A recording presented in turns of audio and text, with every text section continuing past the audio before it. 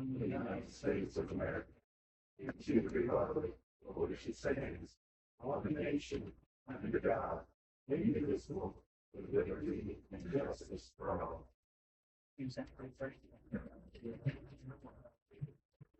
Welcome everybody to our May. We'll proceed with approval of minutes on May 4th. Motion to approve the minutes as presented. Mr. Lake's motion, there's second. Second, all those in favor of approving the minutes as presented, say aye. Aye. Opposed, same sign. And so that.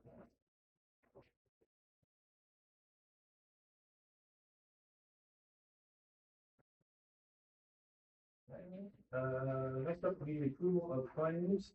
Start off with the accounts payable for the period ending May 18th.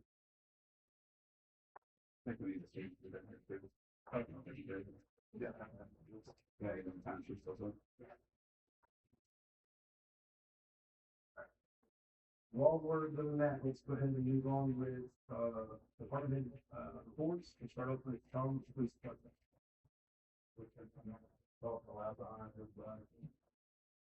For the month of April, we had a total of 184 cases, issued 2 citations, issued 1 written warning, had 5 arrests, responded to 9 property damage accidents, responded to 5 injury accidents, had 64 traffic stops, 3 cases were filed with the prosecutor's office for review, and night shift put out 50 security checks. Well, I have on stats, I have one other request from a citizen. Had citizens on South Poplar Street that have children, have asked if something could be done with slow children at play or reduction in the speed limit or something. Because folks flying up and down South Poplar, I guess out of towners going to Skyline or something. It's getting pretty bad. I know I live there myself. I mean, I can hear them screaming by the house all hours. But there's children that play quite a bit right there. What is current speed limit? 30. 30? Is that correct? Yeah. It's not a business, area that gets the 20-minute school run. It seems to be common. Right. This year, we got Ashland, we got Walnut Road here tonight, we got South Poplar, we got several. Flemington Road, Bologna Road. We can't put speed bumps everywhere, we can't. Yeah. What about the mobile, are there mobile cameras that flash you, patient tickets based on license plate? There is communities that do that, but we cannot, it would have to be negotiated with the state because we cannot issue local ordinance. Traffic would have to be state statute citation. We've been instructed of that, so. I mean, could it just not be, just like a police officer sitting in his car, hitting with radar? Oh, yeah, yeah, that's what we need. We currently don't have any handhelds anymore. We need someone with an unmarked, with calibrated and, handheld. What about the mobile units? Because I travel a lot, and I see them camera enforced everywhere. You said we can't afford, how much are they? Well, if you're wanting to where it automatically sends a citation, that's a whole, is that what you're getting at? That'd be nice. It would be nice. I couldn't tell you on that. It's going to be expensive. It's going to generate mail e-ticket, state statute citation. My household just got our first letter, which is a warning, but it was the same thing, the radar detected, and it was. Or to that, Bush 55. Was that from local? State police? Maybe we get state police to bring this done. Not bad, not from the state, but maybe if they have those available. But a lot of construction things you go through also, they've got cameras in the construction, cameras enforced, the nation tickets right from that. That's where ours was. From the state of Indiana or from the local There's city? all of it, I don't know who it's from. I We see all over used states. to issue local ordinance violations for our ordinance for more restrictive speed limits. State Board of Accounts and state came in and told us we can't do that But anymore. if you were sitting there under the radar, and you would need someone, what would you call that? the speed ticket. Yeah, with the e-ticket inside the cars, yeah. But what we run into, officers, in these areas, you park, and they see you, and then they slow down. We need an unmarked with a handheld, and then a radio went ahead. And years ago, we did blitzes, especially at fair time, because things were getting out of hand. So we need to pay officers to come in and do traffic enforcement on our own, not an operation pullover, because we need to target our own problems. And I think we need to think about what we need to do, because this is, I think we're gonna hear another year later. Yeah. And I will tell you, it is a problem. I've read other articles from other departments, and it's a lot of it is society, and small towns like us are getting swamped with a lot more traffic, and you'll get 10, 20 cars in the blitz, trying to cut and beat the light. And it's, So I asked, you said it was an unmarked car with the radar detection. we used to have handhelds. With a radio with a second police officer that was then kind of issued a ticket. Was that? Walnut Street's a perfect example. Someone set up where they're coming off the hill after merging over off Bloomington Road, and they're pouring it on and speeding. Someone with an unmarked, maybe near the Methodist church, phone hit them, and radio the description in the plate to a marked unit, setting in main, ready to pull them over. Could be a team, overall. That's gonna be the best, most affordable way to have it, is to buy two handhelds. So you're not parking your patrol car pointing in either direction. We had them years ago. The ones we had no longer any good. They used to take Black and Decker batteries that didn't anymore. It would seem like it's more during a certain time period after school. I mean, like, I mean, is it 3, 4, 5, 6? Like, when's the time period that it's on the weekend with Julianne and John. But I'm getting discouraged hearing this because it's bad, right? very bad on West Walnut Street, right in front of my house, and there are speed limit. Can anybody besides you tell me what the speed limit is on my street? 20, thank you. 20 miles an hour because it's a school zone. And I'll ask, and this is just an ask, is that too low for someone that wants to go through at 30 and 35, that's 20, that's unrealistic, because 20 more down. It's not unrealistic. They just need to let off the gas. We've done this before where we drove it.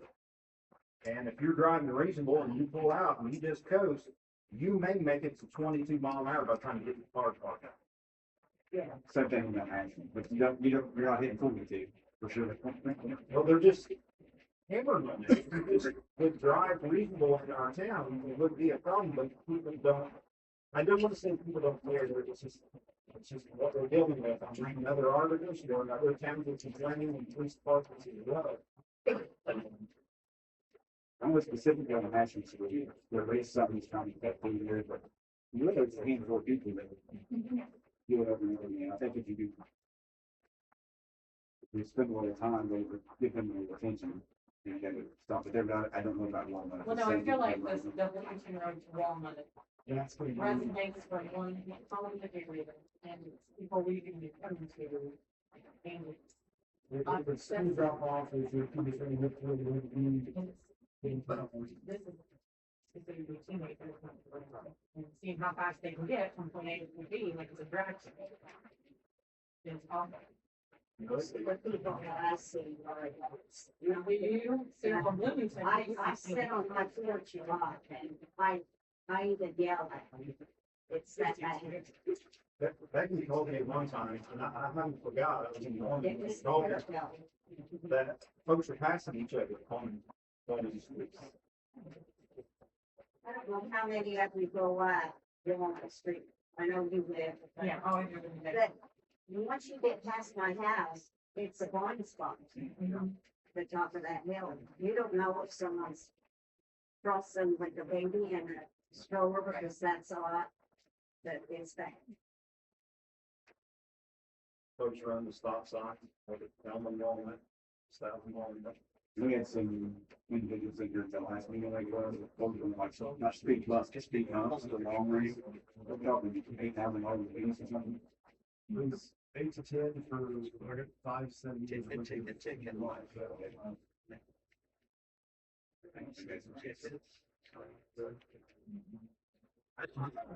I will share, I have to say my life, before Sean was here, trying not to please the guy, but we had a guy come to our town and mentioned several different things. You may see it in other communities, how you offset traffic with delineators to make them physically slow down. I don't want to cause, I just know from that meeting, we had a meeting at the Christian church years ago. Traffic delineators to offset, to make the vehicle slow down. And we had those on Wilmington Road that ran over. That ran over. They actually, the way they work, and I don't want to be, I know this is recording, but the way they were installed on Wilmington Road is not how the guy instructed us how to do this. It wasn't to be in the middle of the road, it was an offset, any street. And that's why, so essentially, it says no trucks, sometimes no drop down in the city streets. But it offsets the traffic. You're driving 20 miles an hour in the city, radiators, and you have to slow down and offset. It makes you slow down, or you're gonna drive right through. I don't know if I still have these illustrations, just down to show this, I gave these names of Henry, and Maryland, I believe. That's what I was mentioning at the beginning, CGC branch, and Well, it was kind of, remember, actually, like, that's across the board, we don't intense in the plastic surgery. I mean, that goes with, so the plastic surgery, they get maniac, really, that's very clear. Some people in here, the last meeting, asked to talk to me, I apologize, I don't know what, but when I mentioned that, I said that maybe to a community, public, New Albany, would have that, or slow down.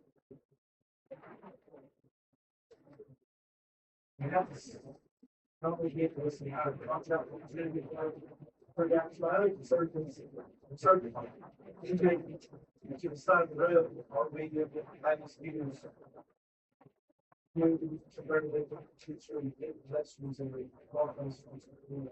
Something that makes me, we have sidewalks and not raised over like those, some sidewalk, it's a wide street.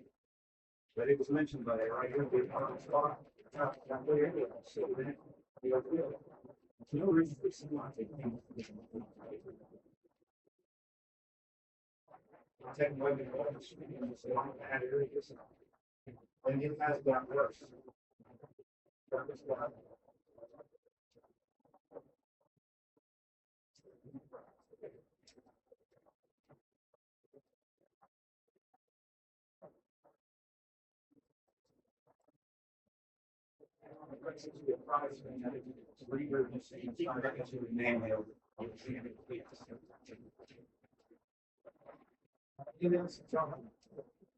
So basically, for traffic stops, are they in town or they, where they at?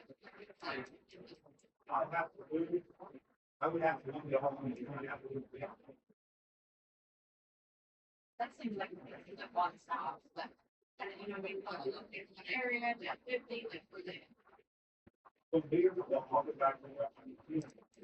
Try to get the information. Yeah, the ones like. I would just like to know, you know, when we were at 60 for the.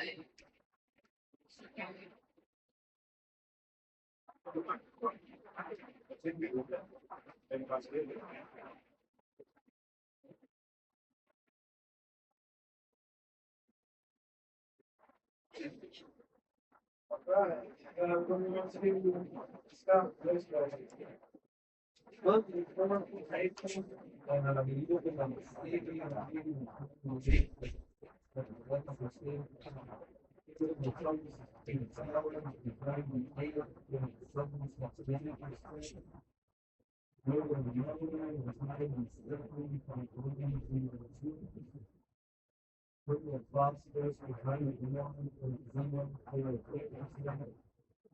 Have a day, have to explore, or we start with times together on the family. The monthly contributed of 12,730,721. And the number would be the estimate by the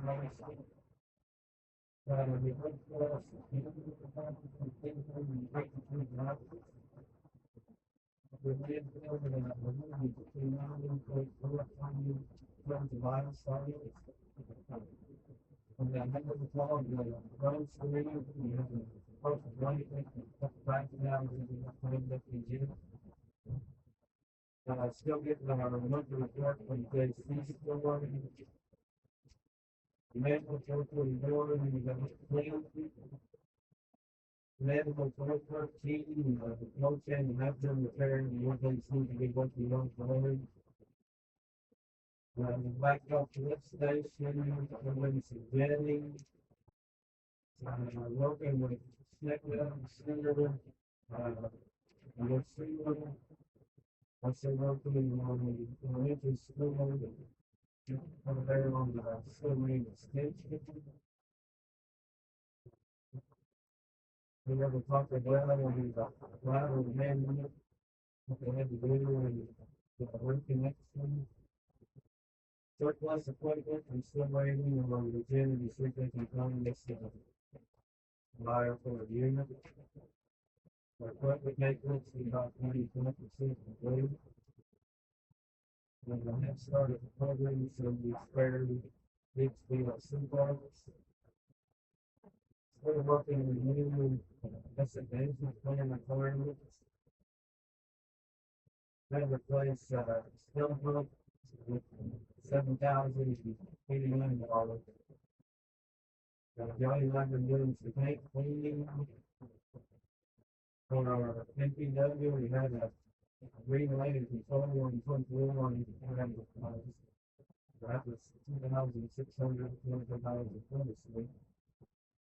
part two, we had to send it up to rebuild, and it's $1,365. Still working with reference some of the running screen issues. Been working on getting all of our thermometers calibrated to the NISD requirements, like we do annually. On the end dot, I brought it with me, you guys will look at it after a while to get what you think. End up in fact, I'm doing some work around town next year.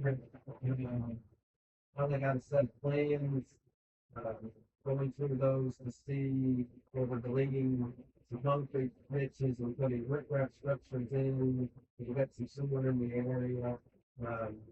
You know, if you folks are aware of what I see, they're gonna build here the riprap retention pond kind of on Bloomington Road and 50 on that. That's all I have.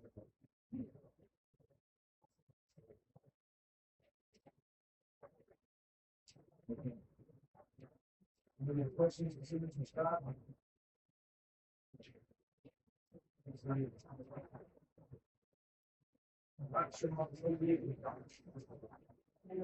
Just set up the look at this picture of yours. Take the team to guard guys, take the drinks. We had coffee at the so at the last basketball logo, we have the detail on. And we're working at the field trying to get the smart field going. Impact the area can get. And then Chris and Jason putting out the screen and the water pump.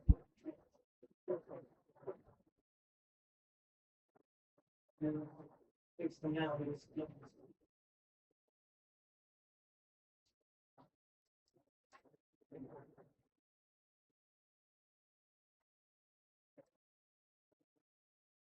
Any questions?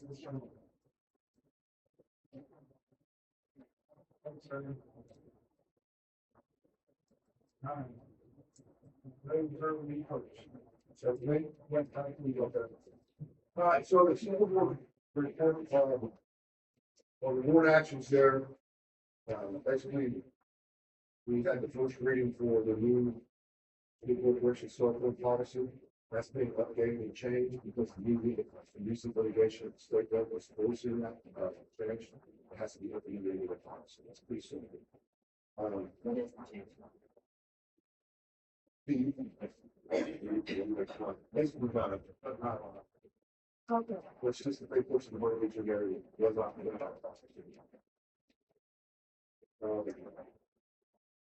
Then there'll be a second reading at the June meeting. We also got a first reading, at this May meeting for the transfer sick day policy.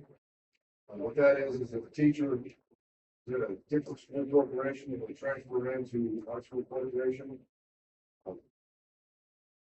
We didn't really have a really effective policy on that, so we wanted to clean it up to make sure it was understood that we're only going to transfer 20 sick days, not 860 sick days.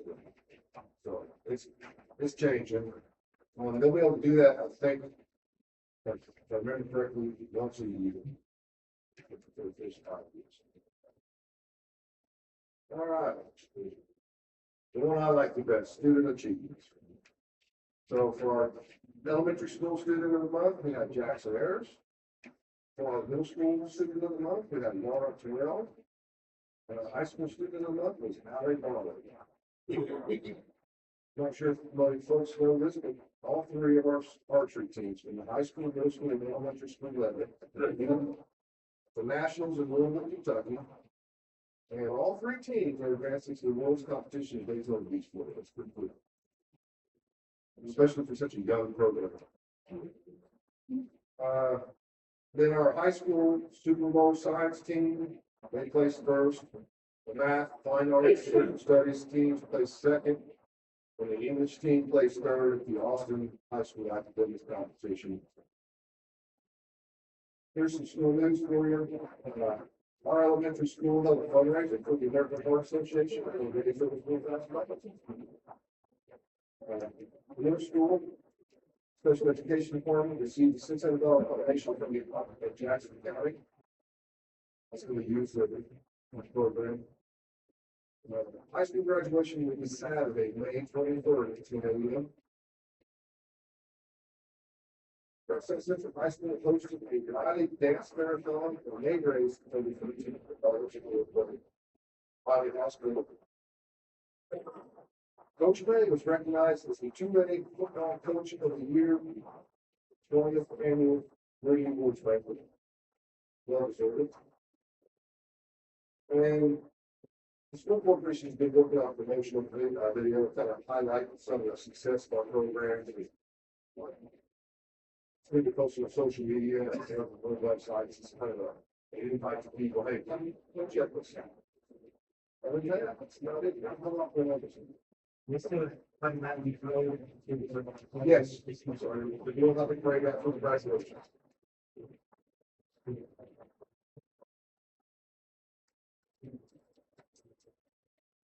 I hope the virgin can stay dry. Case closed up. You take that out.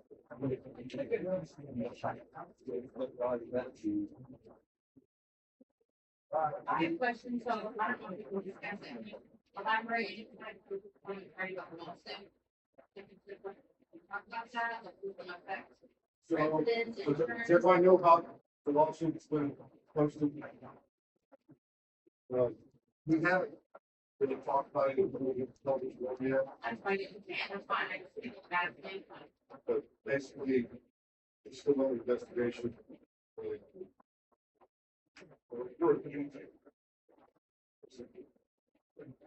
They have to contact me.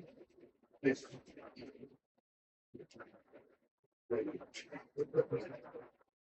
They just have to, if you want to, officially contact you, you gotta go change the man. They can give you contact, question. I don't know. Like, honestly, I didn't know anything about it. We should get some answers here. We talked about some things that are discussed tonight. We talked about some ways that we can do it in the future. So that's also the other thing. We've been asked not to talk about it. Still under investigation, litigation, family is rough. Very fine. So that's, makes you guys over here. How's it gonna affect his citizens, you know?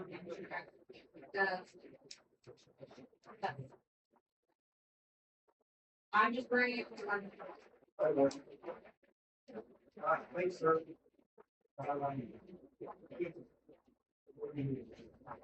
So the purchasing, the visitor center driving somewhere, 17,700. So I would put that check out, get your presentation on Wednesday at lunch. And get it.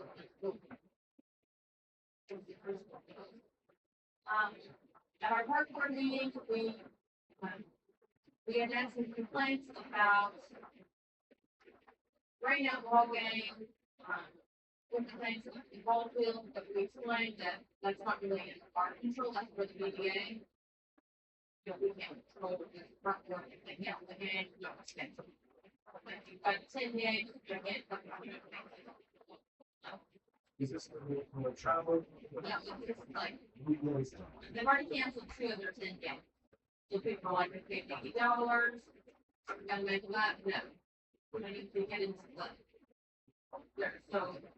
We should try to park, we don't really have control over when you make it games that you don't make. What we do have control over is lack of cleaning, lack of trash pickup, and, the dugout repair.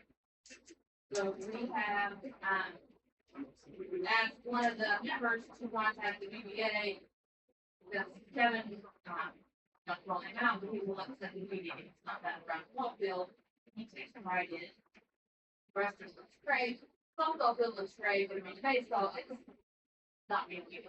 And the trash, which I don't honestly just let them know where the trash needs to go, I think we're not taking the trash to the bottom, or right when you get it, is that right? Yeah, someone told him about that. They left them all at the top, and they have to bring them down. They're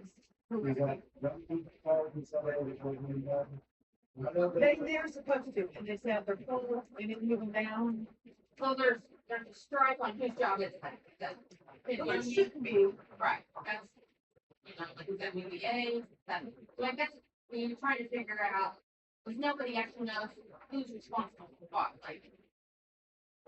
So be weeding around, or BBA, so be weeding, if there's no set, responsibility, I don't know. They didn't bring them down later. And we called Rumpke and they did go back. Which, you have to bring them. So I don't know what the answer is, the same thing, we'll have the same thing with all the ball really. As we're talking about keeping there right now, but. I don't know.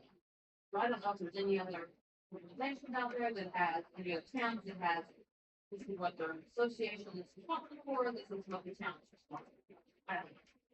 You know, that's sort of just very simple agreement that, you know, you're to maintain the dugout. Dugouts are falling in, it's not town responsibility, it is BBA, but money you have to go to. So that's what we kind of discussed, you know, kind of a solution on that. I think. Honestly, I don't know what the solution is, but. Then. We talked about an actually swimming pool. Pool was filled on Friday. Oh, okay. So we decided we have to do pool testing prior to opening. Since we had to leave the pool or the hole in the pool, we couldn't just fix the hole in the pool and put our opening back to June 1st. We moved on to the Memorial Day pool. It has to be tested twice, the first test will be made. So we started filling the pool. Sean Patrick called me, the little pool is empty. Following week. So Friday we had. They were paying because the big pump was something. So called Jamie once again, got her up there, you know, she helped us that night, met John Robinson, fixed it, I sent guys a picture, was perfectly beautiful. So I was like, Sonia, and we don't really feel that it's, I mean, Ashley was thrown into the position, I guess I took my board and realized the extent of the maintenance of the pool. Honestly, I just, I knew it was maintenance, but not. So, talked to Sonia, and from the ordinance that from what Ashley makes, because she's not like, if the conversation Jamie made with like years, there's $2,500 difference that I'm making a motion to make Jamie the pool maintenance manager. Water treatment. Water maintenance. Her duties will be to, and I talked to her about this, open and close the pool. Order all the chemicals. Make sure the pH levels are good, make sure the chlorine levels are good. She will maintain it through the summer, and she will communicate with Ashlyn what needs to be done. She is requesting, which she has talked to Ashlyn, that the kids help her super chlorinate, because she doesn't do great about it by herself. Kids help her super chlorinate, and Ashlyn take on Wednesday the type of water be tested. So everyone agrees. So we tear half down, actually, do it for whole shut down. Council document, so that when we have Jamie here, part of, you know, payment, her salary, was, she's gonna pay the license. Right. So that's kind of breaking to the water. Actually, you're not moving that, water, that's what you do. So the funds are there, and we've already been, not paying anybody additional, I'm asking them for stuff. I don't think we can go through and actually try to learn, because it's a long term, you know. I think she'll feel better not knowing that she's supposed to buy that person getting compensated, it's fine. Why you don't, you know, not want to give me 3 o'clock on Friday in the spring. From my, like, she agreed to it, she thinks it's very good, she enjoyed doing, not necessarily being a lifeguard, in charge, she agrees to it, so. So, that's right now, we've got a motion. So then, Jamie can go to the position, to the water system, would be, Oh, the whole summer, she will take care of the water. And she would let us know if there's a problem. She has already found a leak. She's drained the pool, the large pool, a little bit, she thinks the leak is at the gutter line. And she's already contacted the person that she uses to kind of talk it, which is being proactive, it kind of like, she's interim right now until I can really approve her, but. So she's already got that in the motion, have the guy who talk, who's talked before, so like. Fixing our problems instead of waiting for problems. And, you know, when Jamie left, we didn't have anybody hired. So it was like, okay, we hired somebody 3 months later, we didn't hardly train that person, that's no point first. You know, it wasn't like we had that turnover period later on. So I think it was a very turnover period. We needed it left. Okay, so we got a motion, and we do this second. Just go to the second, all those in favor of the motion, so we probably say aye. Most opposed, same sign. Last thing is, Oakland Jackson County would like to do the ribbon cutting ceremony before the end of June. The reason being is they can provide all the food, hot dogs, ice cream, whatever. We do it after June, then the town would be responsible for the cost of that. So, they still have grant money left, they will, for the cost of that, we do it in June. So we thought June 23rd would be good, because that's a Tuesday night, it's a free swim. So the host is, we have the ribbon cutting at 1. Then the bike rodeo, they're working on that little group that does the bike rodeo, to do it from the courthouse. They're gonna get to the park, they do it about 4 or 5, free swim, so kids can stay. What day, June? June 23rd to Tuesday. Back to the first time. I said 1 o'clock, because that way I think we can get the daycares there, some kids there. No, back rodeo, 4. 4 or 5. They want to do it in coordination with the free swim night instead of, because they want parents. But if I do 5 o'clock, then the state can't come. We have any, so we decide to do a full day, like a full afternoon. What comes pretty small start? 6.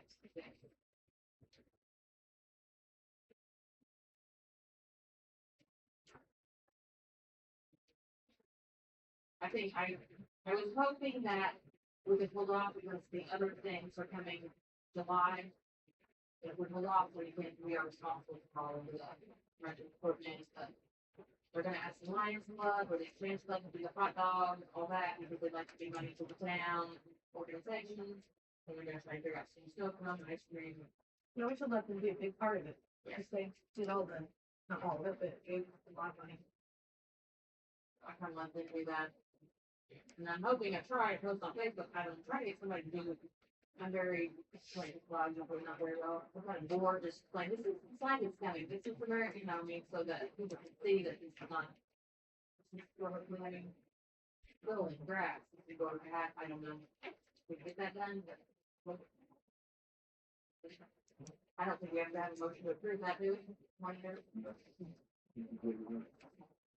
And one more cool thing. I want to give a shout out to Sean for fixing that huge scene with Camel Park. I would bought 2 kits that was recommended by the people who got the liner from. And they had a Perry's, so I went and bought 2 kits for him and knock on wood, it is slowly. And it was big. Thank you. Thanks, Sean. Good work there, down. That's your resume. You can get you a town issued, speedo right here. Yeah, we usually just work clothes. And I want to say you did a great job on the detail. Kristen, I saw that. It looks good. has it limited the hanging or? I did see some kids dunking, but they weren't hanging. It was dunking, but they weren't hanging. I haven't seen anybody hang either, and I'm over there about every day. That's the thing about it. I think at least if you see it and they're hanging, it kind of. Yeah. You have cameras on them?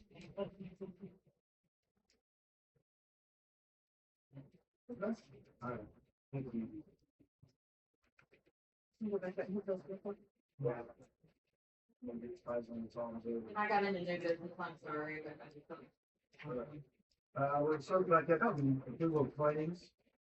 Starting off with the accounts payable repaired in May 18th. Motion to approve accounts payable, paid May 18th. What's in there for motion, is there a second? Second. I need a second, all those in favor, the accounts payable presented, say aye. Opposed, same sign. Likewise, do the same with the payroll voucher repaired in May 15th. Make a motion to approve the payroll voucher for May 15th. Right with the motion? Second.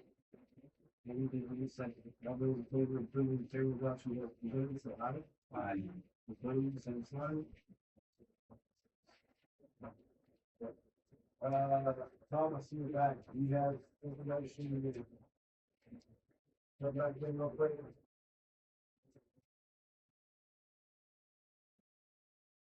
Assistance from Natalie, much appreciate that. Your requesting for traffic. Was looking through it real quick, make sure they found it. These all just give the location. Is it rubber pad product? There's 64, but yeah, some, there's some Ashland. The NDOT, which is a little information about how they came out with that. And how they were doing with the library. We can copy that. That just, Officer Boeing looked up, yeah, this is AI, but the automatic speed enforcement cameras were between $50,000 and $40,000 per unit according to David. That's a pretty big spread, but the handheld's $1,500 to $3,500. It's all going to depend on what the capabilities of them are. Sure, what price.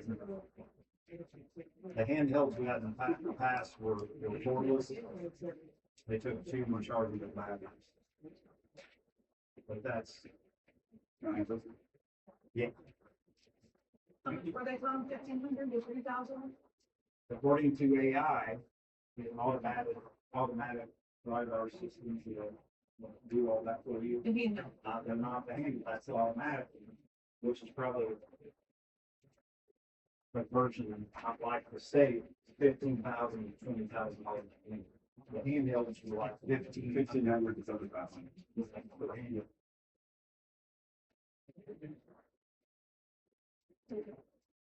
Yeah. can I just say something real quick? Please. I know You you're. gotta say it loud. I know you're looking through location, I just want to like let you know that just because we made the stop there, that's not necessarily where the violation was, that's where we got caught up to them. So, I mean, we could call them all over town where we got a safe spot, but so you know, it doesn't mean necessarily. I just wondered how many were down in stop for, you know, I mean, there's quite a few, so. Like you'll see some, like you're like, why was the traffic stop made on 56? You gotta look, that's an officer coming to work for them on time. That's something that happens, you don't need to mark it, so we get to stop.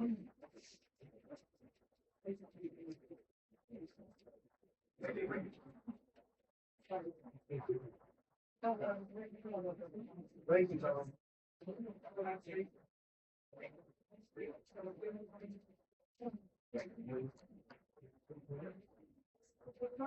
Any other questions for Tom? Thank you, guys. Thank you. All right, we will now move on to old business. First up, the H and H two with tax abatement and fine. This is the, 25, page 26, it's late, the, controller, yeah, I apologize. So, the controller that was there previously, I took that position, there was a lapse, and it just didn't get filed. I took the position last week, and Robbie's been gracious enough to try to show me the ropes. So that's why this is late, so I apologize. We are trying to get it approved. We are, I believe, in compliance, so that's what this is.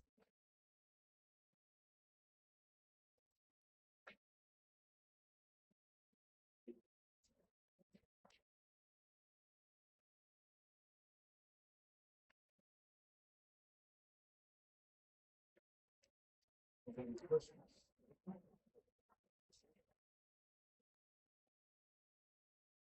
So it's the $600,000 building. Yes. Initially, 2017. Yeah, so that's what's indicated on the form, 2017. So it's 10 years, so, you know, expired in each side.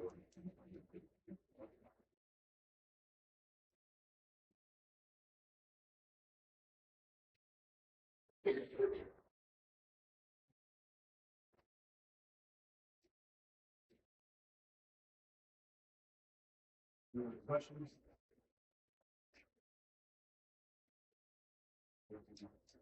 If not, I entertain a motion.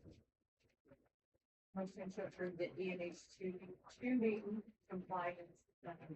Statement. Mr. Baker, motion, is there a second? Second. Run the motion, all those in favor of the English children's tax abatement, say aye. Aye. Those opposed, same sign. So, Thank you. Thank you. on this, no, resort to discuss the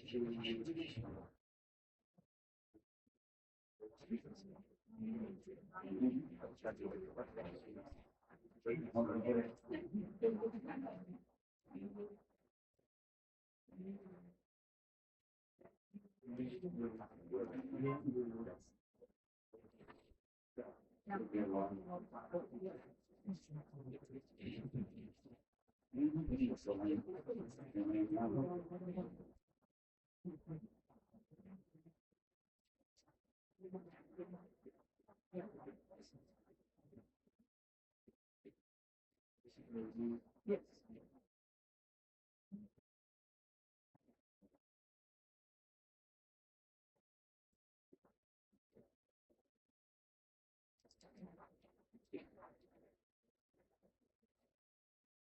All right, next up, we've got SCJ excavator. And then we've got tax replacement compliance for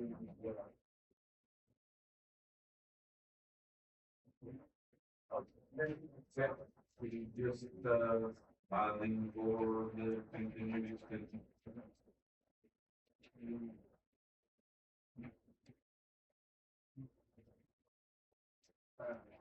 Any questions on the list?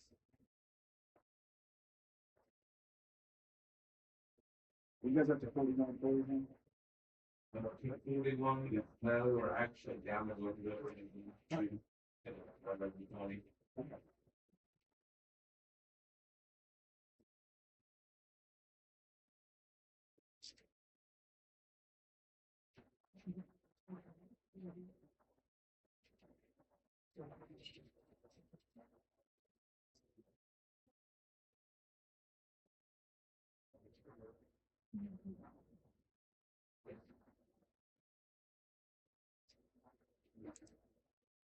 Twenty employees right now. We're gonna change that 40. The actual. Any other questions or concerns? If not, I think that's.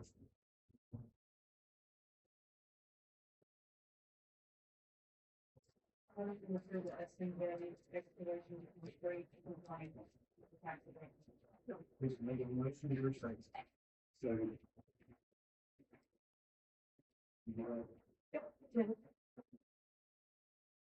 Tim, make the second. All those in favor of approving the tax bill to balance form, say aye.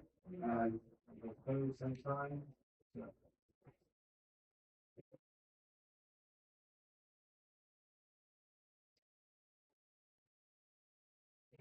thank you. Thank you. Going out in the rain? Yeah. go get one. All right, next up, we got Matt Smith with the Ewing Sewer Pickups. Over here. Just revisiting what we discussed here a couple of meetings ago.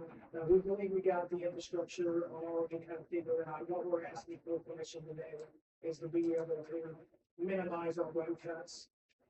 Meaning if we're parceling out our 3 duplexes into separate parcels, 1, 2, and 3, we would like to, instead of having to cut that road, that extra time on 2 of the units, bury 2 laterals in the same ditch.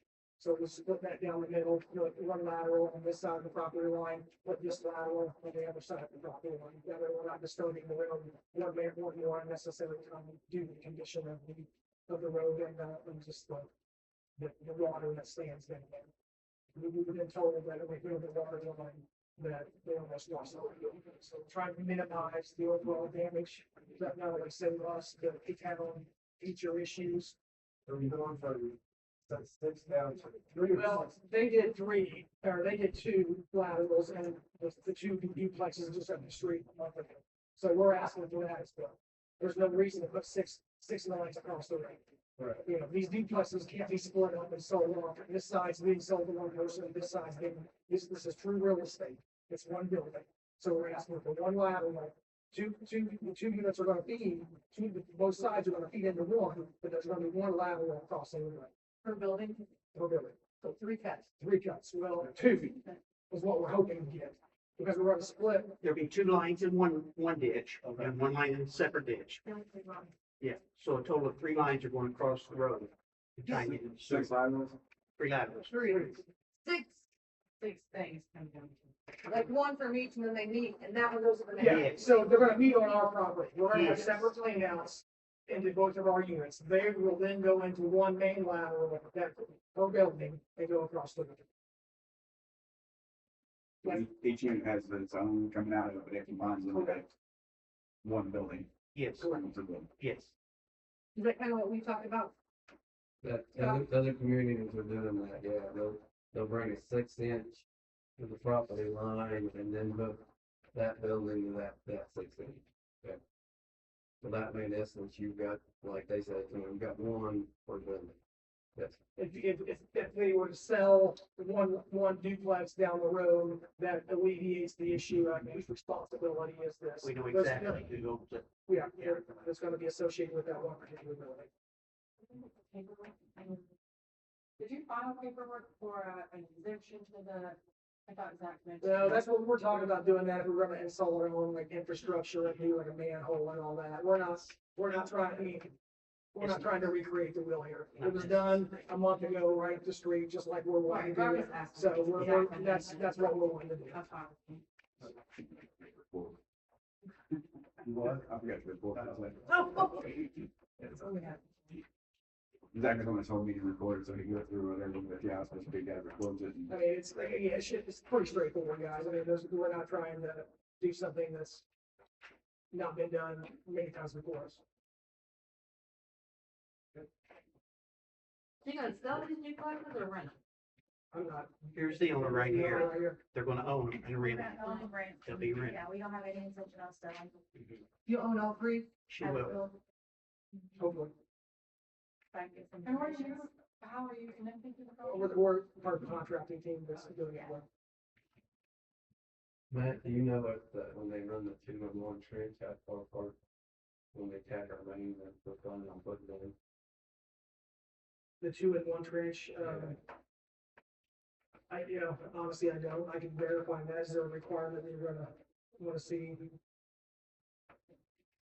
I mean, I don't envision ever having to dig this thing up. It's gonna be in PVC. But, if there was ever an issue, you could dig on either side.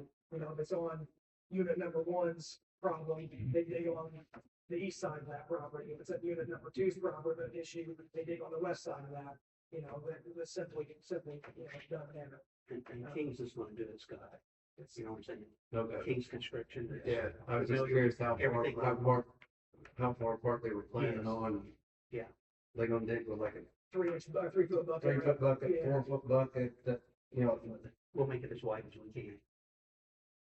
Yeah, they're not having a backhoe down there. They're having, Yeah. big 325E. I mean, it's gonna be big equipment. so we'd be probably at least 3 feet apart, you're thinking? Yeah. Okay, that'll be enough separation. Move the motion. I'll make one, so I know that's making a motion on it. I need an explanation of exactly what's it going. You need the motion on being allowed to put 2 pipes in 1 hole, for lack of a better term. Bifurcate the property line. Right. So only 2 cuts on the road instead of 3. We are going to design the property to make it work. We haven't went through the surveying process to separate those 3 different building lots, but we will do that accordingly. And then right in the middle of those 2 that we're talking about, we will split that, and that's where the line will cross.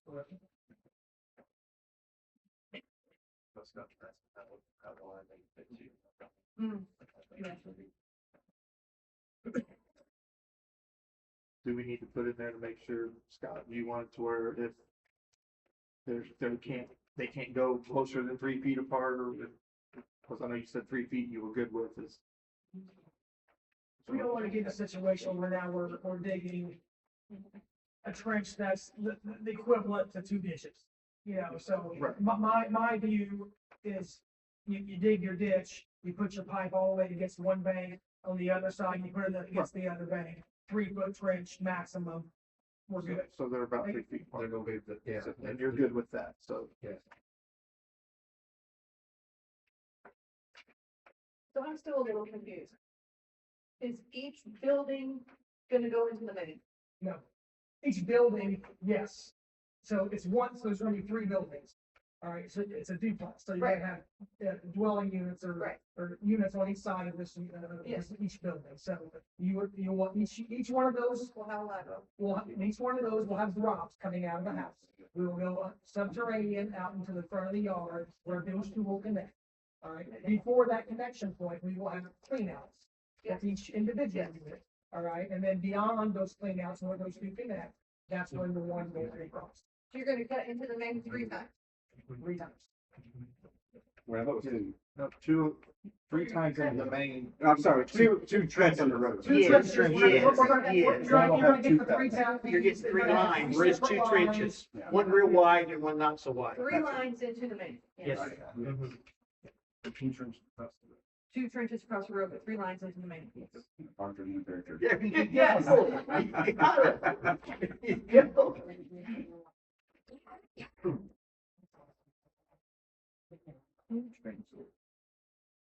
I'll make a motion that, we allow them to, do 2 trenches with the 3 pipes, putting 2 pipes in 1 trench.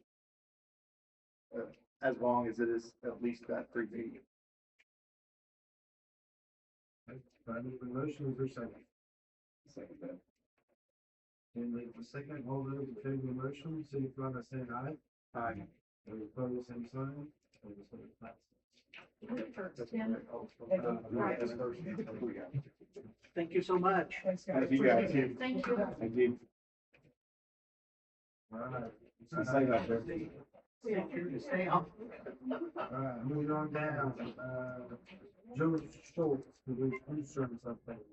Joe's not here, and I think after the letter we got today, I assume he's been notified also. He's just gonna have to work with their insurance company from this point forward. Okay? And that's what Todd informed Mindy and I. If he comes here with questions and stuff too, he just needs to look out.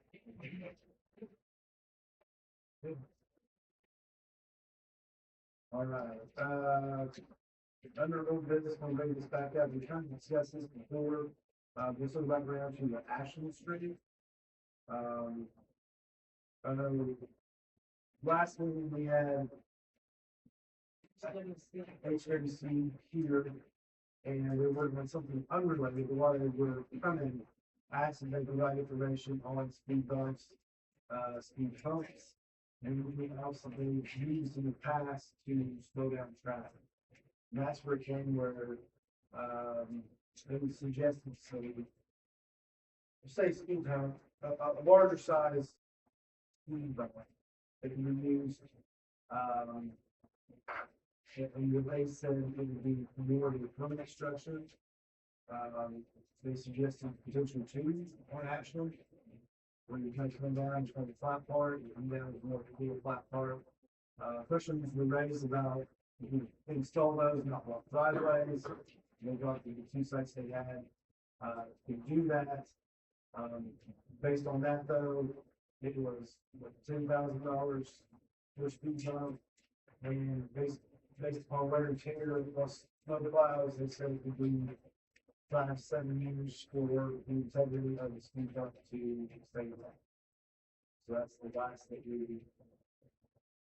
I spoke with them on like.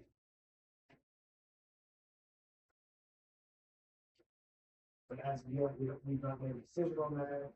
We've since had other speeding issues come to light. It seems like it is a larger issue than what we were aware of.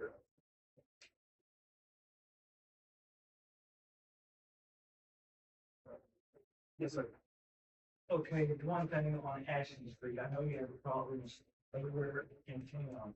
One thing is, we don't have sidewalks. People be able to get off the street like what they can. Good point. There's a lot of kids that It's shoot out serious. across and play in the road, walk the road, yeah. Yeah. And what's so bad, I didn't realize it myself. Once you turn on that street, you can throw your car out of gear, and you're running 30 miles an hour, just coasting, not even touching gas. So you have to really be aware.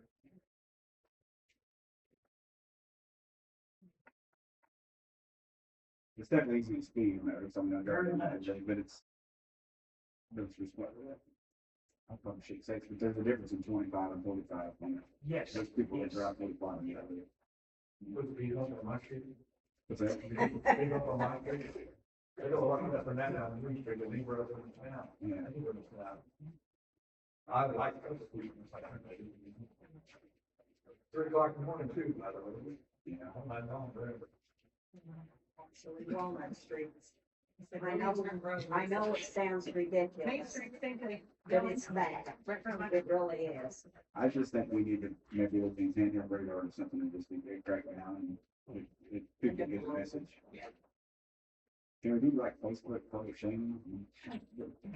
Take pictures of cars, Then you take pictures. Put their names in there. License plate, now the wrong sound Facebook page.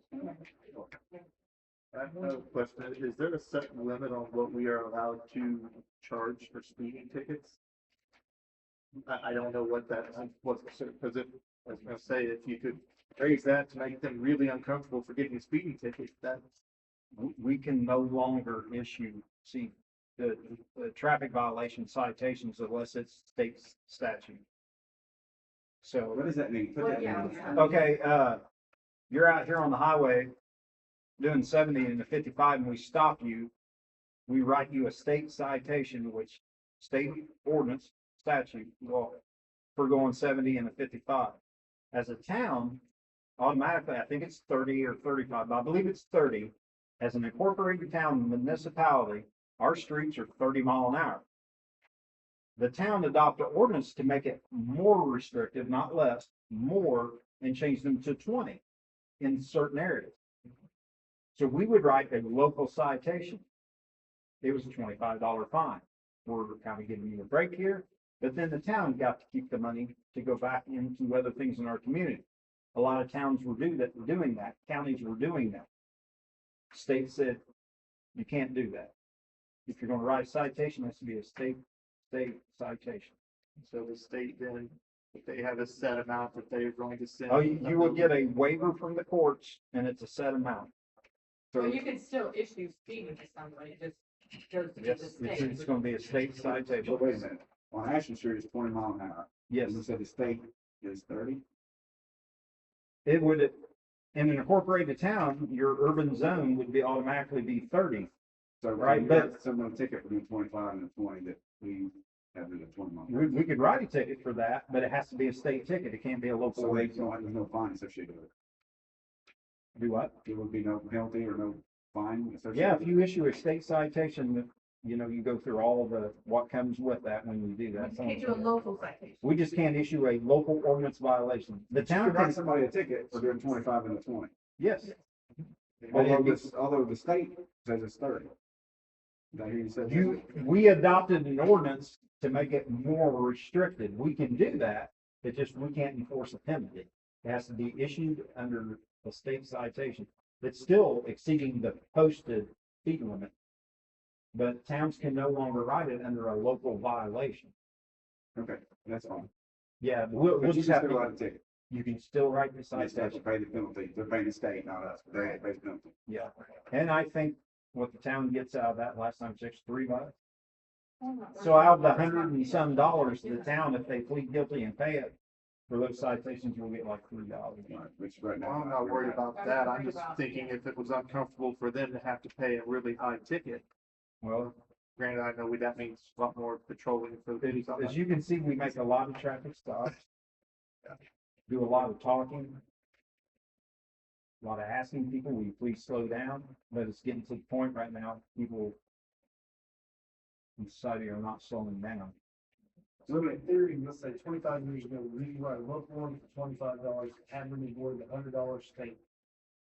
Do what now? Let's say X amount of years ago, before the state came and said, everyone state, we could write a town speeding ticket for $25, which was less than what the state limit was. You didn't get points on your license, your insurance state go up, so it was kind of a way of giving a break. Yeah. So now you have to, you can only write a state issued one, where there's points assigned and the money is dictated based upon their range of scale. Whatever the waiver tells you, some more it falls. Is it still over 15 miles per hour? Can we have a showing? That's gonna be depending on a lot of things. Because if someone's doing 35 and a 20, and 36 and a 20, I mean, that could be a lot of points, insurance, that could be pretty substantial. With Rex, you're talking about criminal offense. Go ahead, please. Go ahead. Please. I was just gonna say that there's a whole lot of other factors that go into reckless driving. It's not just gonna be citation, it's gonna be a full arrest. You can have way more other factors to support that arrest. Okay. So speeding would just do it. That's, correct me if I'm wrong, but No, we, you know, there's a difference between reasonable suspicion and probable cause, and Right. there's a difference between infraction and a misdemeanor and felony offense.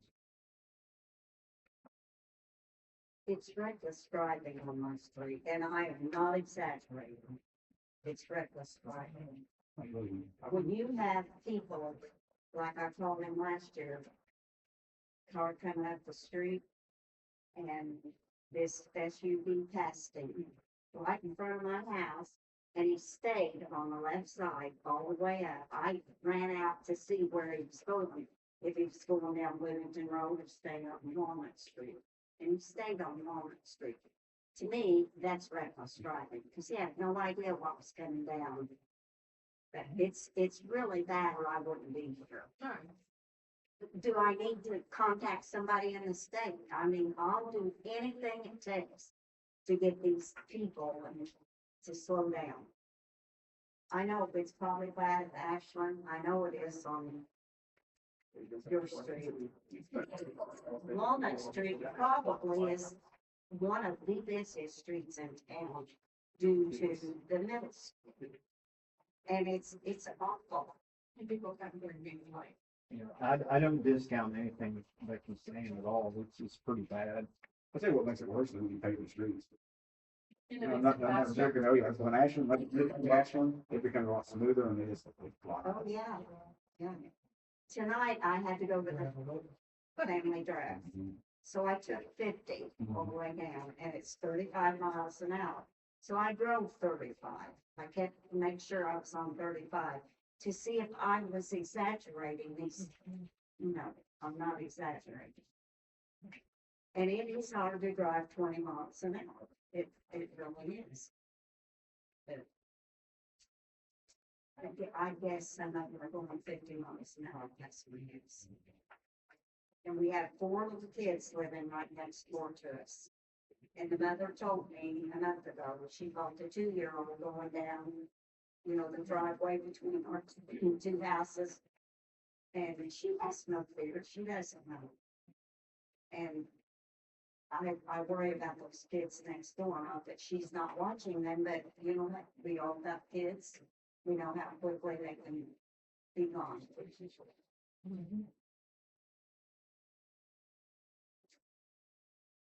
I think we give it to you guys and the radar, handheld radar thing probably makes the most sense when you make the price of what you said and see how effective that is. At least we gotta try something. I'm asking you to try something. Yes.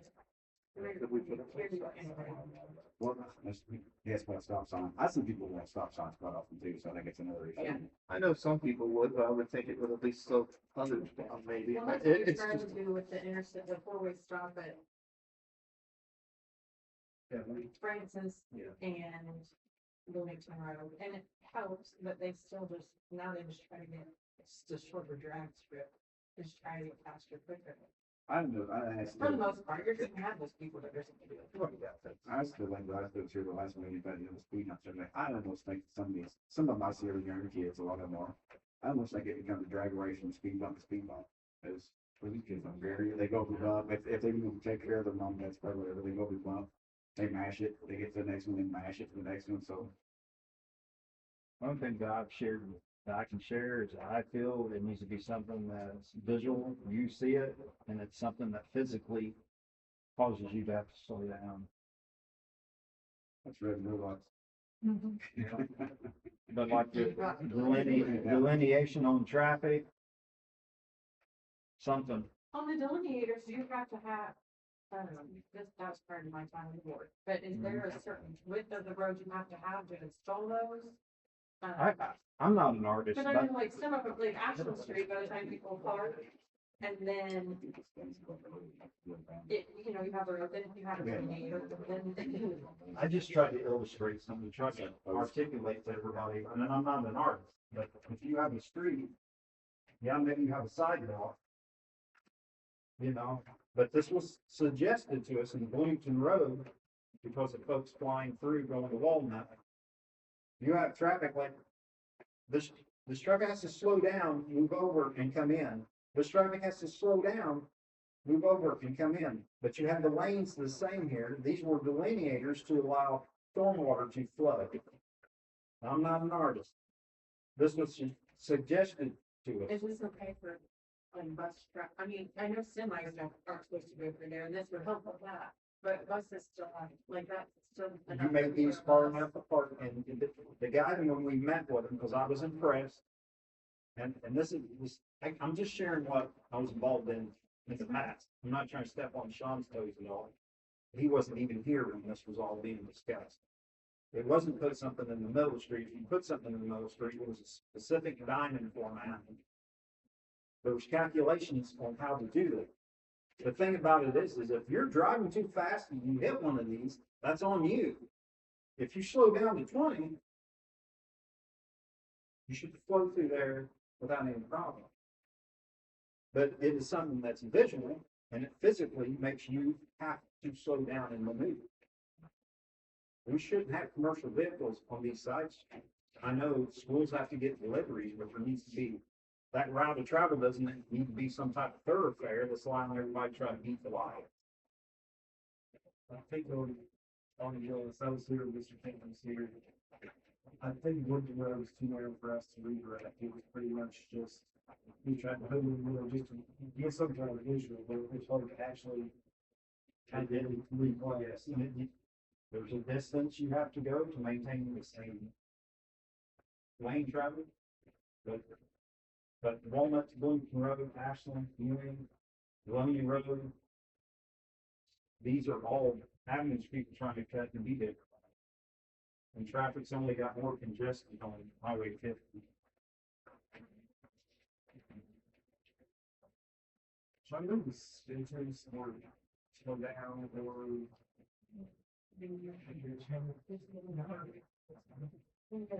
Like the pain on the road. Yeah, it's kind of the other. That's another top.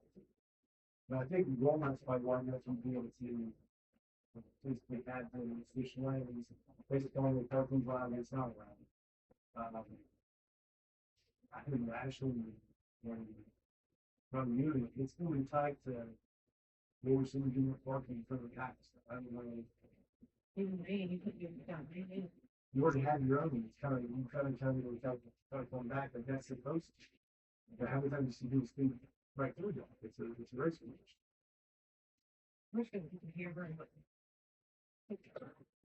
I think it's not that people don't know they're not supposed to drive that fast. So let's slow down, or you put them on flashing that enjoy around the exits. All right, anything else for other business? All right. Moving on to new business, you want to take care of Jamie. So I can turn, you got your next new business, is there anything else you'd like to do? Well, on my side of the street, there's no parking. Across the street, there's parking, like when Lock the Lines on, there's parking all the way up.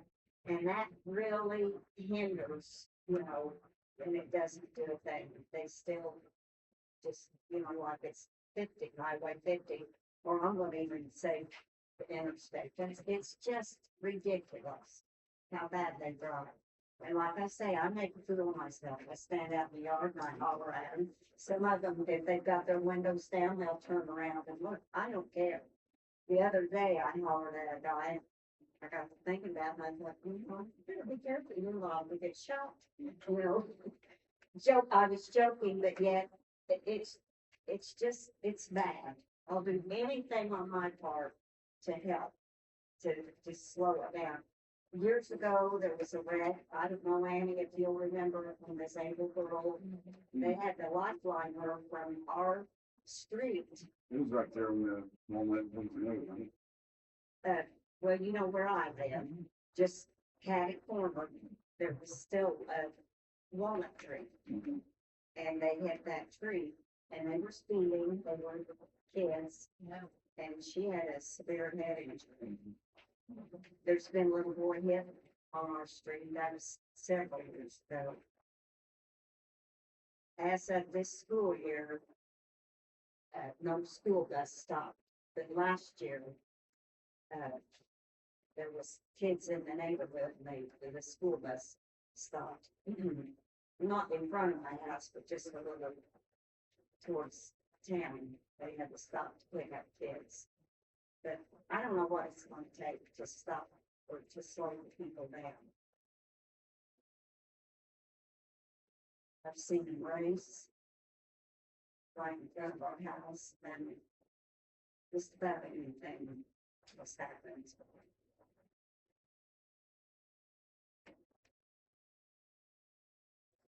Thank you. Next order of new business is reading policy update. Gave you guys all a copy of it at the last meeting. I hope you had time to look through it. No price increases, just changing some policy. Thank you.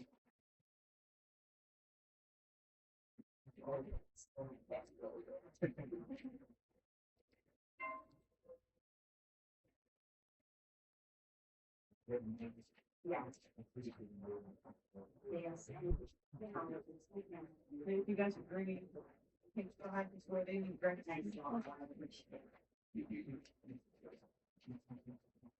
Just mainly wording changes and things like that. Thank you. Thank you.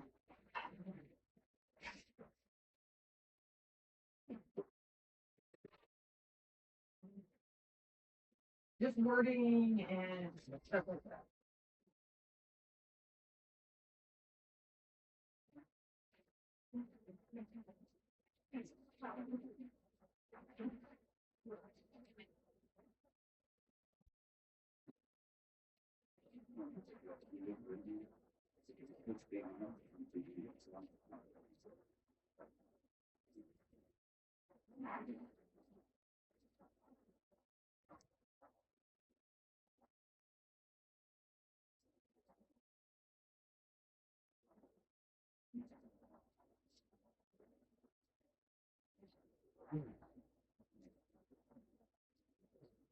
Any questions, concerns over the policy? If not, is there a motion? Make a motion to approve the reading policy update. Take a motion, Mr. Davis is the second. All those in favor of the policy update, say aye. Aye. Opposed, same sign.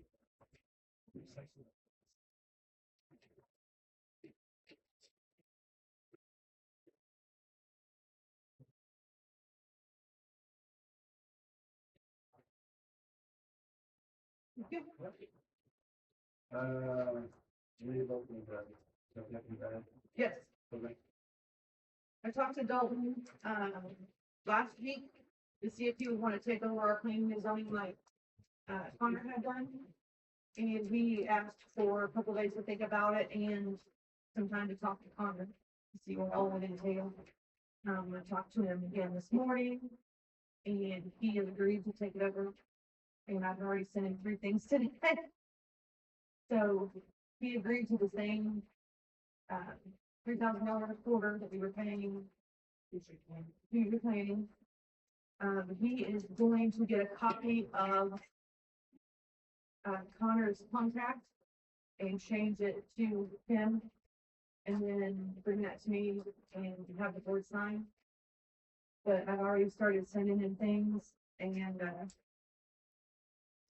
Did you say anything, or did you occupancy permit? I didn't ask him that. You have all the information from Connor? Yes, I have the thumb drive. I searched it, trying to do some of the things ourselves last week. And so I'm gonna get the, it's not a thumb drive, it's an actual portable hard drive. I'm gonna give that to Dalton and he'll just start putting on the bottom of Connor's stuff. And he would like us to, once he gets the contract made and everything, to, commit yearly, like commit a year at a time. And I said, I didn't think we'd have a problem with that. So I would like us to, you guys to vote on that tonight, and that way when I get his contract, we can just sign it. Are you good with us, tentative based upon this new contract? Yeah, that's fine, Okay. because I am, like I said, I already sent in his stuff that we need help on. That's fine. And you asked about that? We have a What's it called again? certificate of occupancy. We didn't have that down. So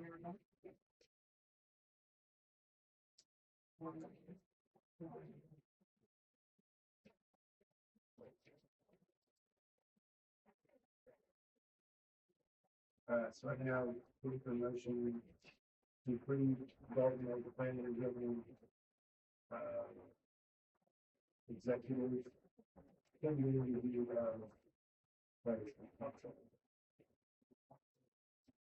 Make a motion to approve Roy Anderson, planning and zoning, pending contract approval.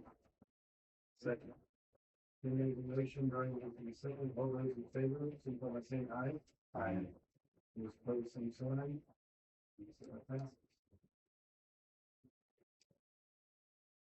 Alright, so the next up on the new business, we have a sewer adjustment for the 219 West Walnut Street. With Kinipo.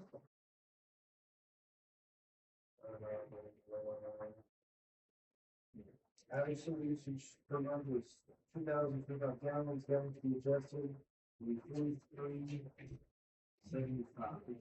The amount of adjusted accounts was $84.22.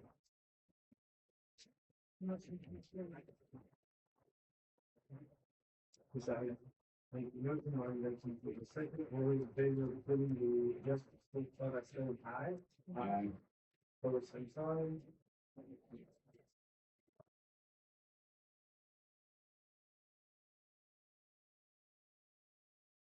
Up to TV. They're on this corner, Velcroed onto the back of the TV. You have to turn on with one and then control with the other.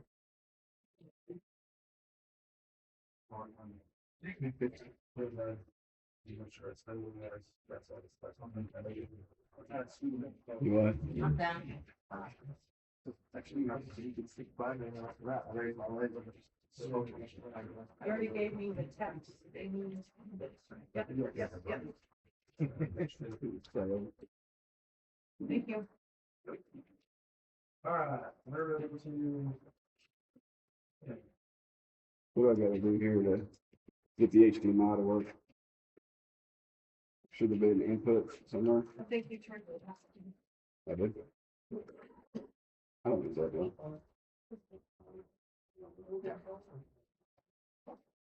This one. Which order you want? One? 3.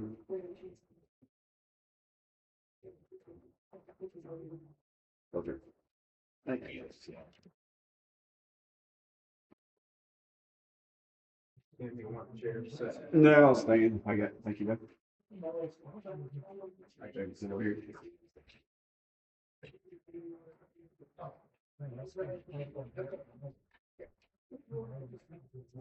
All right, so this is about a police department structure. We know that, you got someone retiring here, July time period. We had that detective leave here recently. They've been operating, an individual short. So the way our current organizational structure set up, we're going to be fully staffed. I was studying north on this TV, but not very well. You see that the chief, we had the chief, the assistant chief, and then when we go down below that there, we had the detective, 4 patrol officers, 3 SROs, and 1 part-time officer. We're nowhere near there today, so this is how we're actually set up to do. Looking at it right now with Tom's departure here in July, Detective Sanders leaving, and right now it's trying to hire a patrol officer, which we're really not getting any applicants for. I wanted to look at, what can we do to change the structure? So my recommendation, we would stay with the chief, someone to replace Tom's position. I think instead of having a chief and assistant chief, I went back through and I looked at, I did this back in 24. About half the towns below 5,000 in size population, about half of them have a chief and assistant chief position, about half don't. But you still need someone in charge that's kind of a backup to the chief. So my recommendation would be to take one of the SRO officers and make them a sergeant / SRO officer or SRO. They would be second in command and would, I'll get into a little bit of job description here on the next slide. Likewise, I think we go to, we have a detective, we either hire someone that could be a detective and / patrol officer, or we take one of the current patrol officers that we have today. We put them through some sort of training to become a detective, but also be on staff as a patrol officer as well. If you recall, the previous detective was part-time only. So not saying there's not enough work there to keep the detective busy, but I think for the size that we are, I think we can get by with a patrol officer / detective. We would go ahead and have 3 other patrol officers to staff 24/7 coverage. That would leave, there would still be 2 more dedicated SROs. All the SROs will be dedicated to the schools. The only difference would be what, our technically our second person in charge would be an SRO. And we would initially have the part-time officer. So basically, we're set for 10 plus 1 part-time. We're operating with 9 plus a part-time. We lost an officer. We have 1 person retiring. We had 1 person resign. This, I think, is logical, a little bit more logical with our staffing. This would require 8 full-time officers and 1 part-time. And according with this, we would change the pay structure. Somewhat, I think it'd be more attractive to hire someone compared to what we're getting now. The applications we're getting now. I looked at it based off what we had now, with that the overtime built in. I think you're about 565,000 on an annual basis for current salaries, based off the officers we have on staff. I think we can get by with this structure here. There would be some additional compensation for this new sergeant position compared to just the regular SRO. Additional compensation for the detective / patrol officer. We go to the compensation for the chief. I'm still working on those things, but I think we go from about 565,000 on an annual basis down to about 550,000 on an annual basis. There will be a little bit of net increase on PERV. What having because you're going to raise my metrics, so I would come up with the raise of 20-year salary as well. So that's going to increase PERV a little bit. So 25,000 would cover the PERV increase. You may have some additional things to do for like radars or laptops or equipment or whatever. As most people in here know, I've been kicking around the idea. Some small towns I know have the county help cover. Kick that idea down a little bit. At one time, I was thinking about just having them cover night shift for us and try to look at some sort of deal with them. I think right now we could actually do our own coverage. However, I think that we would use the county for some assistance whenever we had openings that the part-time officers cannot cover due to vacations or sick or whatever. So we're on county.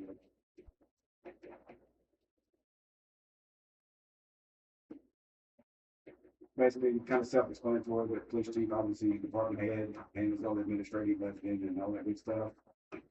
The new position would be, instead of assistant chief, we have the SRO / sergeant. Second in command, supervising doing daily ops, SROs, patrol scheduling, as a backup supervisor. Actually, the SRO officer and also the SRO officer schedule. It works that same schedule as the SRO officer. He'll be stationed at a school, not stationed here. Patrol officers, in addition to the detectives down there, there would be 3 primary patrol officers. There's a lot of different shifts that we could consider. Obviously, I'd leave that up to the new chief, but shift, but you cover 24/7 with those 3 officers plus the detective / PO. 2 dedicated SROs that we currently have, no change to them whatsoever. The detective would be obviously depends on if we hire a detective and have a patrol officer, or we may need some additional training for a current patrol officer that could become a detective. And then no real change to our part-time officer.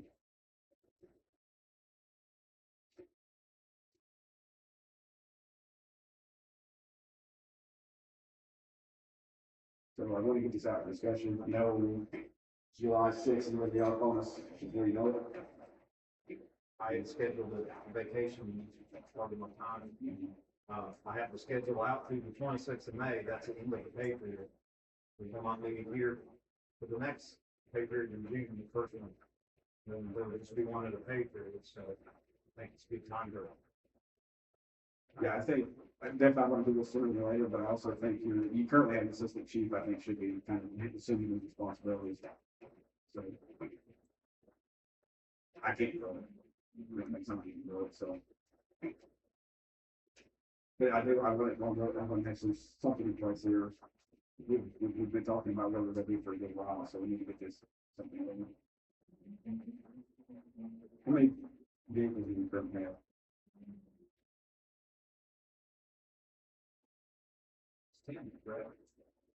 It's small.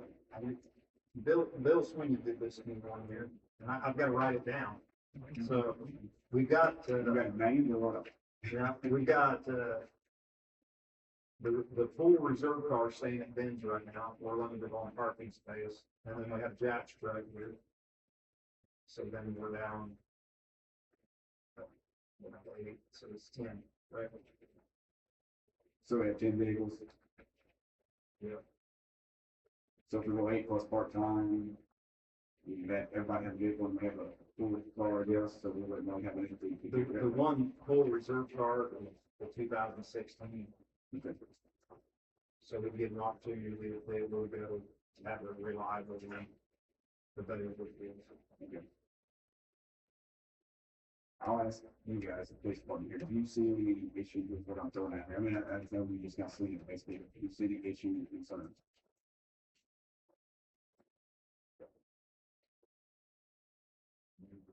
There's still a lot of what is, because Yeah, there's a lot of what ifs, but right off the bat, I don't have anything immediately.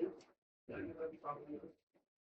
As time goes on, also accumulating more vacation time. That not should call in last night. I didn't have anybody to call. That last notice, everything chill. right, we're gonna have that, I think that's what we need to talk to the community. I believe that's something that needs to discuss with the current sheriff and the county sheriff. From the school side, do you see any issue with having one SRO slash? I'm glad you asked, because I was wondering about the SRO, but I think you covered it, slash sergeant, right? So if I understood correctly, that SRO, which says high school or middle school, whichever one it is, they're still gonna be in the school, working for the school. My only question is if he gets called away for something, if they're calling, are you the assistant chief now? No? I'm afraid that SRO would have to leave the school to take care of something. That's what I'm gonna figure out. There would be a patrol officer here, the 24/7 coverage, so let's just, I'm just gonna use the current people we have today. Let's just say Tom's here today, and let's just say that we've got this starting at SRO position, there would be another patrol officer here, and Tom has to go do something. Well, he's on vacation. Right, my expectation would be that the SRO would run everything from the school, whichever school it's at. He would make calls to the patrol officer and dictate them what to do, whatever, he'd just be the person in charge of that questions. But last resort would be to pull an SRO to go do something. Another scenario which I believe Lon's got bigger area with reception. We've had this situation before, I'm not present. The vehicle pursuit. Myself and Joe both monitor when we're here, and we gotta say terminate or we go or whatever, that would be something that if the chief's not here and the sergeant's in charge, that they would have to be able to monitor those situations, which I feel that we would maybe go outside, set the car. If they had to, if they weren't getting good work. In the schools, reception is terrible. So if you were to get a call, you may have to get somewhere where you can monitor that to make the determination whether if you terminate it, continue doing it. Which I haven't been in that situation in a year or two. Do you use radios or phones at the school? That radios inside the school, location there, and they have our agent make it with radio. It's just really hard to get transmitting. The other concern I kind of have about that, and I'm not saying it's not gonna work, but, our SROs are focused on communicating with kids, and I mean, he's got a daily routine, so they got their daily routine to do. So I'm wondering, is that going to be distracted from him doing his sergeant job? So that's up to you guys. That's legitimate concerns. And my perfect world, John, which I know it's not perfect world, he or she would only be pulled away when the chief was not here, but whatever, but I know it's not reality, so. Is this something that we can work the bugs out? As There's long as another, it's not I think full. we could solution. Tom, I'm not sure. That's all I'm gonna have to have, like, very specific training for it. For that role. Yes, and why, there's state statute, state law in place that it would be. So you can't just take a random person. You can take an officer and say, I need you, today I need you to go over there because we're short. Okay, I need you there, but you cannot have longevity. You can't. so that's what I was getting to, is if a sergeant slash SRO got called away for emergency management type thing, because he would be involved a lot with the. Could a patrol officer then go back to him in the school that day? If you have someone there that you can send something That, that helps you know where they're at. There may be, that's a great option. Another option could be, we could have the detective slash sergeant. There's some, I guess there's some concerns I have there, which I didn't have to look at internally, but. They're all valid points, and I think before we do anything, I'm gonna get everybody's buy-in, and but we cannot staff 10 plus people here. No, I understand that. I think it's doable, Tim. It's probably gonna have speed bumps to go through the, procedures and stuff like that. And I will share, you know, it's kind of a punch in the gut, but it's reality. I've been here for well over 20 years. And the entire time I've worked here, which has been turning a lot of folks that came through this deal. Unfortunately, that's the nature of the town. It's kind of rough to admit, but you gotta do something to retain what we have. And I know for this town and our budget and everything else, it's a whole lot easier for us to staff 8 plus 1 than it is 10 plus 1. I think you cut down on turnover. Because if you think about it, we tend to always get back to that 8 plus 1. It's kind of the operate at. But right now, I think I just need to shuffle some roles around to try to make the 8 plus 1 work. And I always went to battle for my folks and everything, and I still will find a way to do this, to help them out, to keep them. And so the last meeting I was in, I showed the grass and said, that's why it's so important to retain them. Recruiting is so difficult right now. You know, you don't have 30, 40 people to find. Like in the past, the time you made it 2 or 5, and then showing up to do it was got one more meeting to go. But in this one, I'm take care of it. I hope that helps take care of it. Well, we've identified some definite concerns. I think we can talk through those. If everybody's good, my next step would be I'll work on a kind of pay matrix to look at some of this. I think we maybe start putting some names for positions here and trying to figure out what we got. We still need to hire a person. This is still to get back to 8 plus 1. We still need a patrolman. So I think we, but with the pay matrix, I think we can bump that up a little bit. We'll start. Hopefully that helps get some more people in here. Yeah.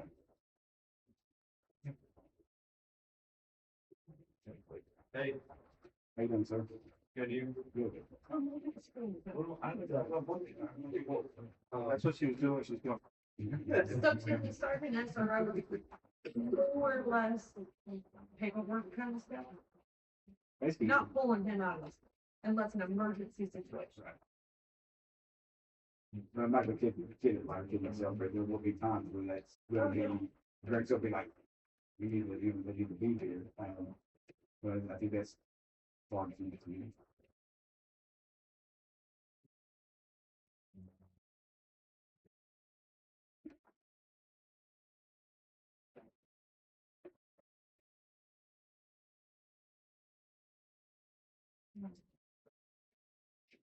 Well, we're looking at asking a question.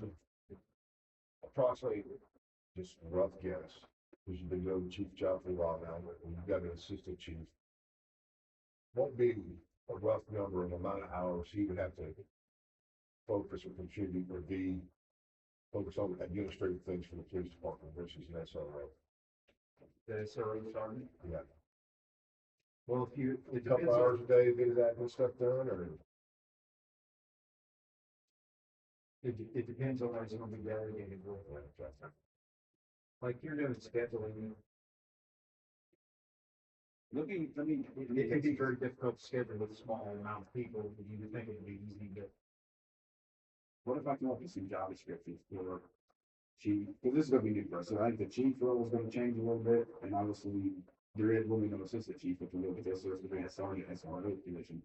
Let me have the job description for that, and kind of, maybe we can bounce off each other and kind of figure out how much time we think would be associated with that. I don't think, you know, we all work, I won't be here, but everyone's working together. Everyone's working together. That's how you reach it now. No matter, if you have 15 officers, if they're not working together.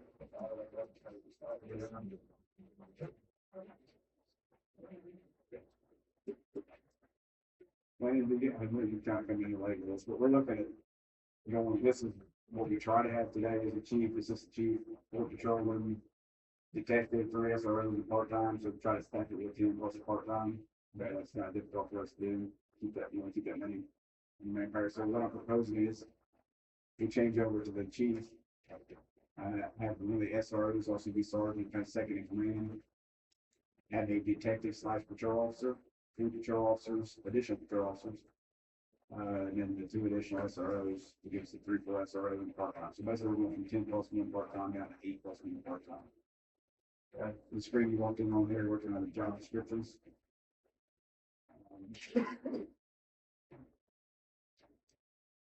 So the third officer on day shift with the detective, is that not leave another day shift open in the other rotation? There's 3 from, I've actually got 4. I've gotten the detective The before. detective is combination, so he's four. he's on the opposite day shift with me, but, Yes. Right. okay. So the way I envisioned it, they made it to be changed, was you have, let's go patrol officer 1 and detective / patrol officer. Those are day shift coverage.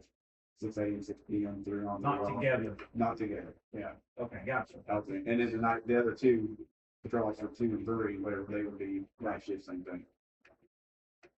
So like the days off of that part-time officer would be able to, that be efficient covering shifts, somebody's off.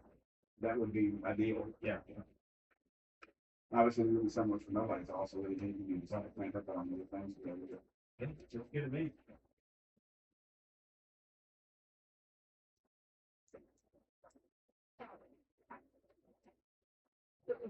I'm just thinking. And so I you're know still I know. concerned, I so. have lots of, as I'm looking, I'm like thinking, and I'm trying to think back on when I was an SRO, like, would I have been able to even, if I needed to step in as the second in charge, would I have even been able to do that?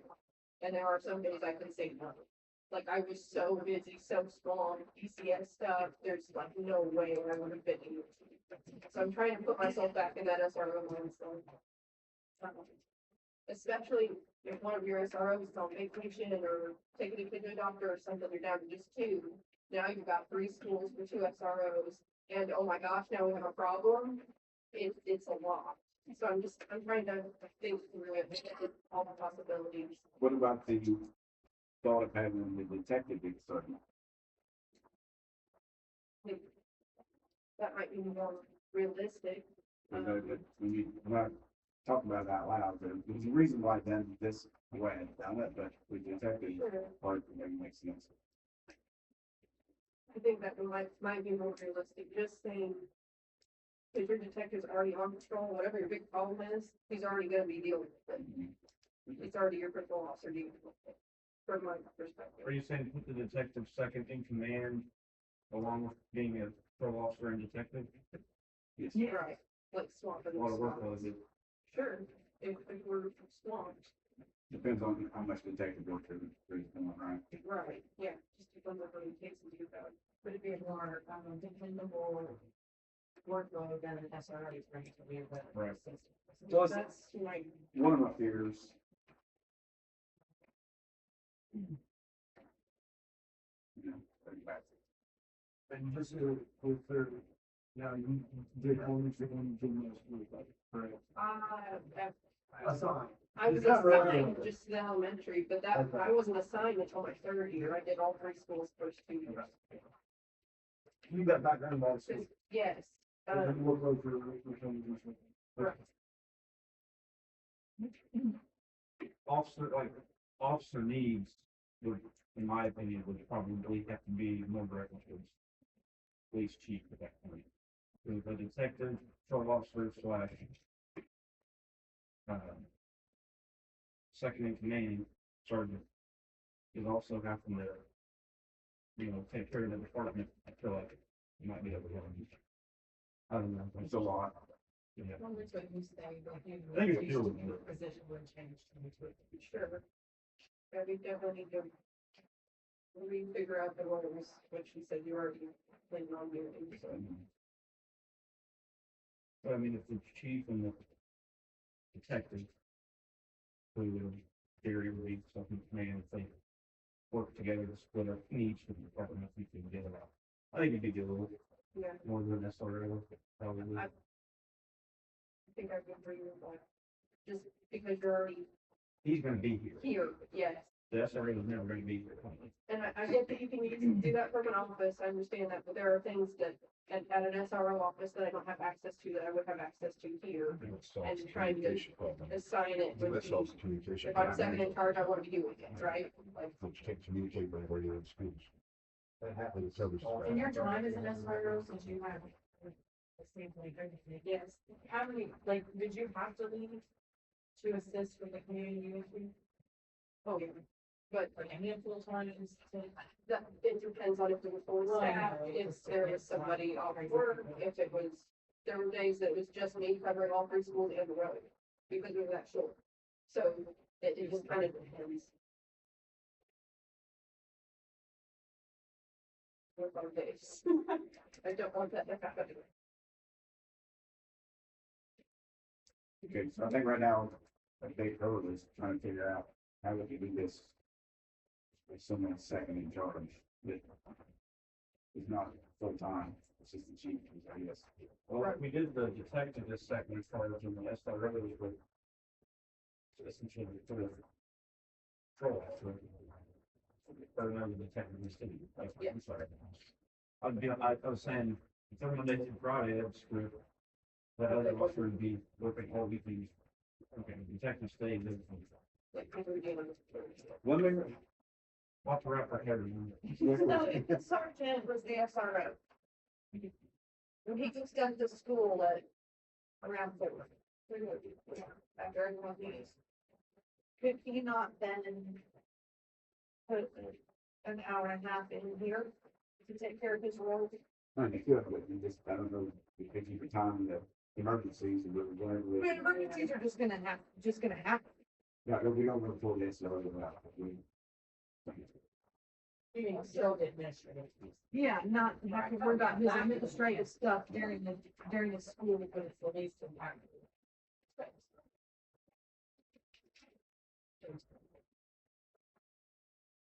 Also, God forbid it's a school emergency of some sort, you want your SROs at their own school taking care of that. But then to say, okay, take care of this school, also take care of the entire issue. It's the strain on things as well. I'm not saying it won't work, I'm just, trying to talk through it.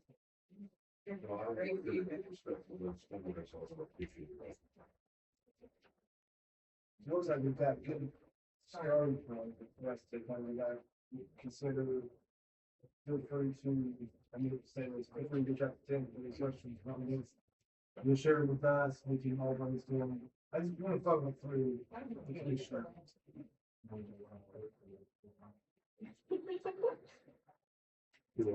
I said, I told him, now you know why I look for it. We'll just go to election. Okay, I'll go back to John over, like Ray said, think of some stuff already, I'll email us. This slides the time to go, so you guys can sit and look at it, but. I'd like to do the 8+1 for the never work. I think this is a better fit for our budget, our town size, and we have it. If we have to go 9. Go for 9, then I'm reading the pay matrix as well, so that's gonna be part of it, so. So would that be, so that would be only hiring one after each day? Yes. Okay. And now it's. Tim, did you say the previous detective was a part-time? He was hired as part-time, but yeah, he probably had the most of it. Very really. We use the, more than extra, so. Yeah, they-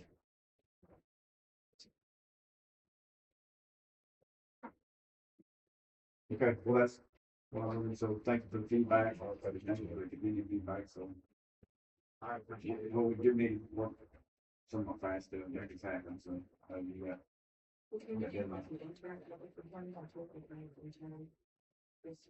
We should do that anyway, but, I think we need to go ahead and.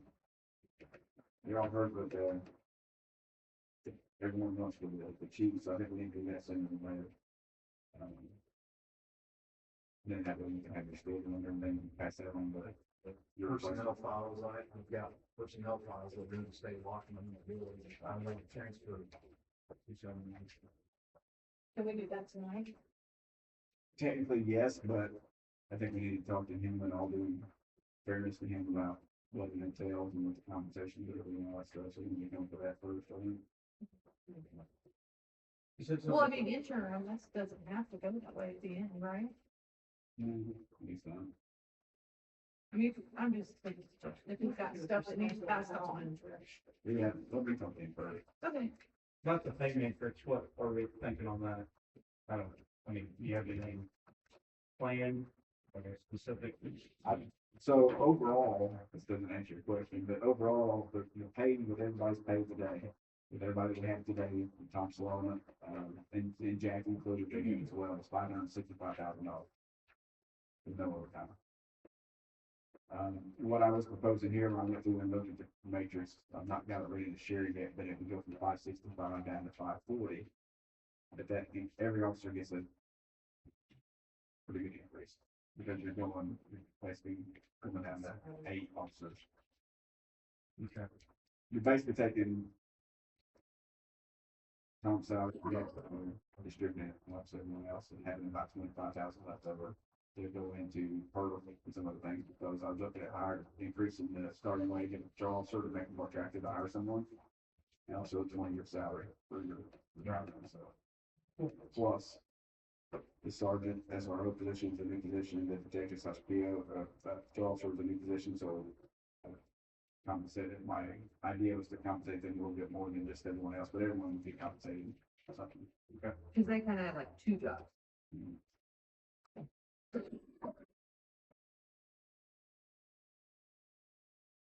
But if we can try to get something that works out a little bit better than what I've come up with here, then we'll look at that matrix again and pass it on for everybody. Looks pretty good to me, maybe switching, talk about the SRO sergeant, detective sergeant, but. Yeah, That's difficult to me. Detective Sergeant Pete, patrol, that's a lot I know. of responsibilities for that person. And let's make the part-time officer the second in charge. Yeah. Yeah. Do you want this on the agenda for next time or? Yes, but I won't be at next meeting. I found out today we're this week, so I'll be this week next meeting. I'll send some stuff back and forth to y'all. Thank you, guys. Thank you, Landon. Well, we should put language and if we don't have we should put the police on there, because we either have this or you put in the ordinance together. Yeah, for sure. I want to do that, something. Okay. Then thank you for starting us off. Do you have anything else under review business? If not, I'm motion to adjourn. second. Thank you for the motion, thank you for the second. All those in favor of adjourn, signify by saying aye. Meeting adjourned.